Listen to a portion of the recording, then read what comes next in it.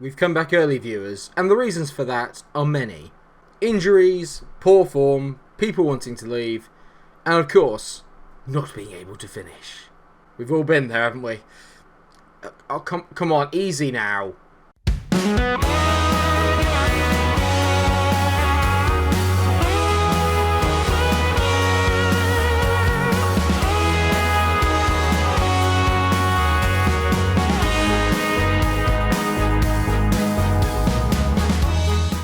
Hello viewers, so a 3-0 win against Southampton. What could the problem possibly be, Mike? Durame and Vinicius both scoring, Durame getting 2. Durame! Naturally. It's more about the episode beforehand and just the general gist of the entire season where we haven't scored enough goals despite the amount of chances that we create. I am yet to find myself a true world-class finisher, and I feel I need to bring in an experienced head to take a little bit of pressure off of the boys. I've come up with 2 options which we will meet later on today, and I'm going to give you the option to help me pick which one we go for. But it's not all going to be about transfers because there is a game against Carlisle in the FA Cup which I thought would be quite nice to watch because obviously the backup brigade can play that and hopefully we'll get a good result. The FA Cup is a tournament that I do kind of want us to win, but at the same time I wouldn't be too bothered if we went out of it, or like the second team are going to play the majority of games in it.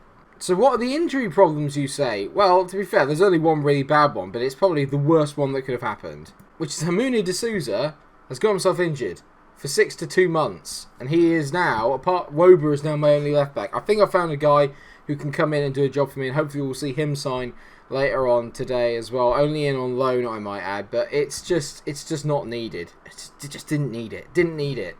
There will also be some sales made, which I'm going to walk you through. It's a big January. I don't usually like doing lots of business in January, but it's a big January. I had £42 million to spend and a whopping big wage budget. As you can tell, I've kind of moved it around a little bit.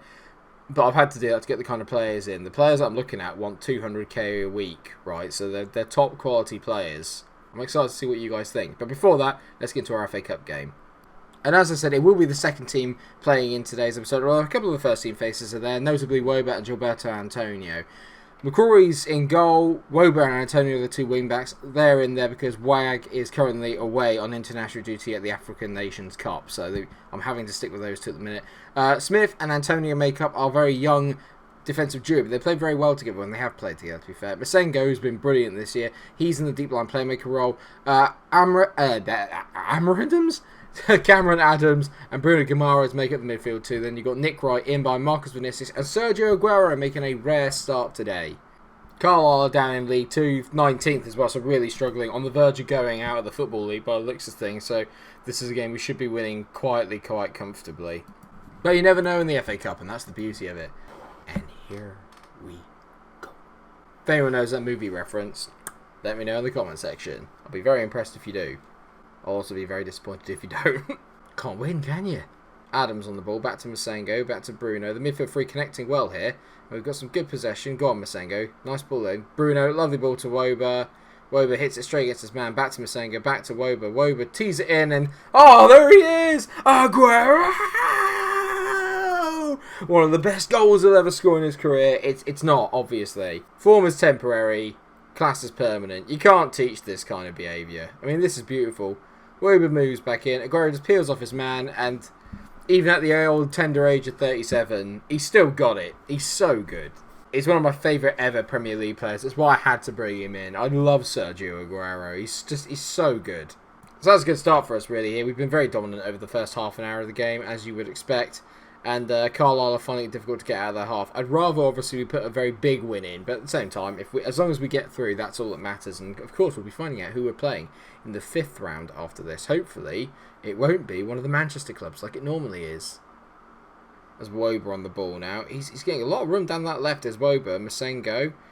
Adams. Go on, Adam. Hit it. Oh, Masengo. I love the fact Masengo is literally just controlling everything. Bruno Guimaraes. It's a brilliant save by the goalkeeper, Tyra. That was definitely heading into the side netting / far corner / bottom of the net / net, Mike.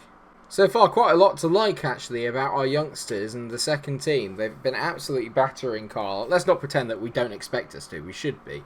But again, this is what I'm talking about. All this domination, right? Only 1 goal. And that's where my frustration is kicking in. This game is almost a prime example, even though it's not the first team.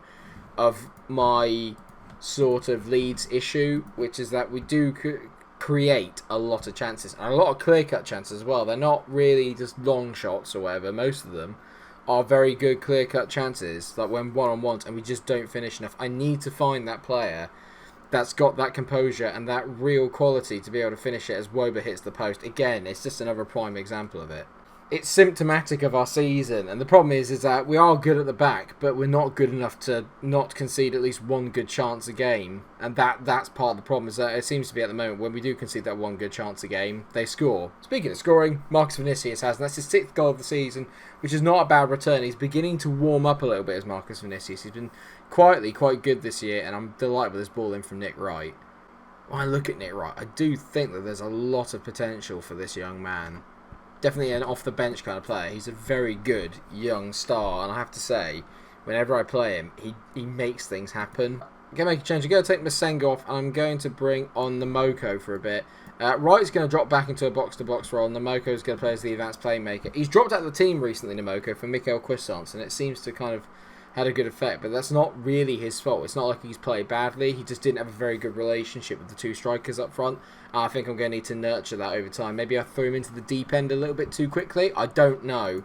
Now, if they score from this, I'm going to get a bit upset as Hulm hits the ball in, and it's here, there, and everywhere.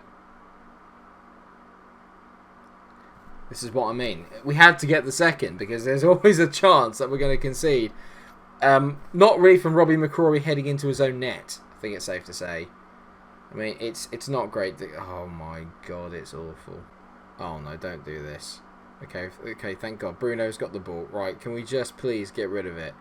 Don't head it in, Robbie. Idiot, honestly. Namoko, great ball over the top into Marcus Vinicius, who's... He's hit it straight at the goalkeeper. To be fair to Aguero, he's out there at 80%, so I don't really need to take him off. I thought he'd be knackered, but actually, he's doing fine. Woba's taking a knock. My only other left back's taking a knock, and Carlisle have a set piece, and they've headed it over. What is happening? Sometimes I feel like the game has gained sentience and is literally just the biggest wind-up merchant in the world. I can't explain to you how this has happened. 12 shots on target we've had. They've had 2 and they've scored 1 of them, and that was thanks to Robbie McCrory hitting it into his own net. It's just ridiculous. Against League 2 Carlisle, we've ground it out. Well done. How bad is Woba's injury? 1 to 3 days. Thank God for that. Hopefully our new left back will be in by that point. I mean, that is a symptomatic result, and we're lucky that it's Carlisle, in all fairness, but that is why I need to get myself a few more players, at least another a proven striker. We used to be so good going forward. Now it does feel like I've kind of sacrificed a lot of our going forward to compensate for the defence, but we just need that clinical finisher. I had so many bids from Chinese clubs for my players, and Wag naturally wants to move there. Of course you do. Is it because you're a money grabber? I'll keep him because I don't want to lose him at the moment, because I can't afford to lose that many players. I've already had a massive turnover in the amount of players that I've had. I can't lose him. So Wag's going to be tied down to a new contract. It's more just for the fact that if I'm going to sell him, I want to sell him for big money and this, that and the other. But more importantly at the moment, I can't afford to lose him when he comes back. I'm already a little bit short on cover at the back. So the last thing I need is one of my only other players that's capable of playing left back and right back to go. Right, so FA Cup 5th round draw then. Who are we going to get? Let's draw them out in the middle then. There's not really many... Oh god, there's so many big teams in here. City... Derby, good, okay, we've avoided City. Leeds United will play West Ham or Norwich, okay, good. And then you got Liverpool, Bournemouth, Villa, Chelsea, Brighton. I mean, all the big teams have got quite nice draws, to be fair. That's not good. So we're probably going to end up playing one of them in the quarterfinals if we get through. Although I just realised that we're playing Norwich there, and we all know how I get on with Norwich. So, right, so this is deadline day, and I can already tell there's a few things that are coming through that we need to pay attention to. New Lucas Myers moved to Cologne. No! He's my go-to. Who am I going to loan him from now? Right, well, this is the first big sale of the day. Is that Angel Correa, who, let's face it, came in, hasn't set the world on fire. To be fair, I've been playing him out of his wrong position, but at the same time, I mean, I bought him in for £30.5 million. I can get an extra £10 million for him if I sell him to... I never like saying it. Shanghai. Let's just call them Shanghai. If I sell him to them for 39.5 million, I'm going to take that because that's a good deal for me. Me and him didn't get on either, so it's good. We're going to be losing Daniel Castro, a player who I did bring in relatively on the cheap for 150k. We're selling him off for about just under £1 million, so that's a good deal. I'm not going to sell Masengo because he's been so good for me. He's been really, really good in the kind of second team this year, and I think next year he could make that jump up to the first team as well. So off goes Correa, which means now that we have a whopping £57 million in the tank. And this is the left back that I've been looking to try and bring in. I did want to buy him originally because when you look at Roland Dieters, oh my word, he is something pretty special, it's safe to say. He's from Bayern Munich. I have obviously got the loan to bring him in, and I think it's going to be a good chance for us to see just how good he can be. But I think for a 19-year-old German left back, he looks absolutely insane. So due to the injury to De Souza, it does make sense that I bring him in. I have to say that I want to buy him. When I tried to ask them outright what they want, they said 68 million. To be fair, I look at that, he's probably almost worth that, and the best way for us to find out is to loan him in and get him some game time. I think the best thing I can say is that we are getting a lot of bids in for our players, which means that obviously everyone else can see the talent that's there, and they're not exactly small teams that are coming in with these bids either. They are quite well-known teams, so everyone can see the talent that's there, and they're just trying to poach it from us because obviously we are not in European football at the moment. Well, we are. We're in the Euro Cup too, but we're not in a Europa League place. We are waiting to see who the striking options I've brought in are. If I don't get the option to sign them, I'm going to be absolutely fuming. The worst part about this is if I don't sign anyone, I had £60 million left in the bank. Everyone's going to be, why didn't you spend it? And I'm going to be, I don't know. I don't know why I didn't. The problem is now that no matter what I do to try and sign players, the only players I could do that would improve the team really, unless I can find bargains, all of them are going to be costing in like nearly £100 million. Do you know what I mean? That have the potential that I need to be able to get into it. There might be some ones kicking around somewhere else, but I think in terms of talent, I've got as good a squad as anyone in terms of what we could have in a few years' time. It's more about the now that I'm worried about. Here we go. So speaking of the now, two strikers, both transfer listed with very good records and are proven goal scorers. I need your help to decide who I should pick. First up is Luka Jovic. Yes, transfer listed by Real Madrid after scoring 30 goals and 83 appearances for them. I can get him for £19.5 million. 27 years old, Serbian, we all know about him. It's this that stands out to me. The 17 finishing. Physically, pretty well-rounded, but nothing special. The mentals are very good. Anticipation, composure, 16 each. Off the ball, 18. Finishing, 17. If I want someone that's literally going to be clinical, he is the man. He is the man. You can even tell this year he's got 6 goals in 13 appearances, which is very, very good. I'm a little concerned about the lack of work rate, and obviously there's a few other things that are a little bit disappointed. And I guess maybe in my mind the real problem I have with Jovic is he worth that amount of money? I'd also be paying him 140k a week, which is quite a lot of money to pay someone. He's option A, and option B, I don't know if it's brilliant or if it's completely daft. It's Romelu Lukaku. Romelu Lukaku would give me a very different kind of forward to something I don't have. He'd be, A, very experienced.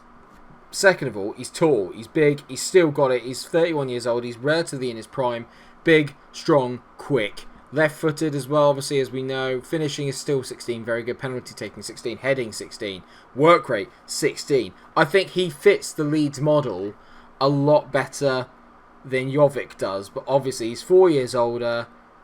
The thing that makes me want to buy Lukaku, I could get him for 9 million, just over £9 million for Romelu Lukaku. His goal scoring record is undeniable, 212 goals, and that's only in league games, in 470 appearances over his career. It's a big call. Mentally, maybe he's not quite got what Jovic does in terms of like the key places, but I think overall he's a better player. And I need your guys' help to decide who I am going to sign. Obviously, this is where I'm going to end the episode. Apparently, you can't do polls on YouTube anymore, as far as I can tell. So, you're going to have to let me know in the comments section who you would take out of Romelu Lukaku and Luka Jovic. Who should I go Personally, I'm thinking Lukaku, but I want to put this out to everyone else. Last time I brought a Lukaku into Leeds, he was probably our best player. Hopefully Romelu can do the same, and he can be a good mentor for my other strikers. At least that, in my mind, would be the best thing about bringing him. So let me know what you guys think in the comment section, and thank you so much for watching the video. If you have enjoyed it, of course, please do drop a like on the video, share, subscribe. Sorry it's a bit of a quick one, but I think this is important. This is an important move for the club. We might only be able to get a few more years out of these players, but I think it's a case of, can I get a player that's in their prime, get them scoring me the goals that's going to get me to that next level where I can afford £100 million players. That's the stage I need to get to. Help me out with it, please. Just thank you so much for watching. Please do like, share and subscribe. Like I said, let me know in the comments section what you think, and until I see you for the next episode of the Leeds Save, take care of yourselves everyone and stay cool. Big moment.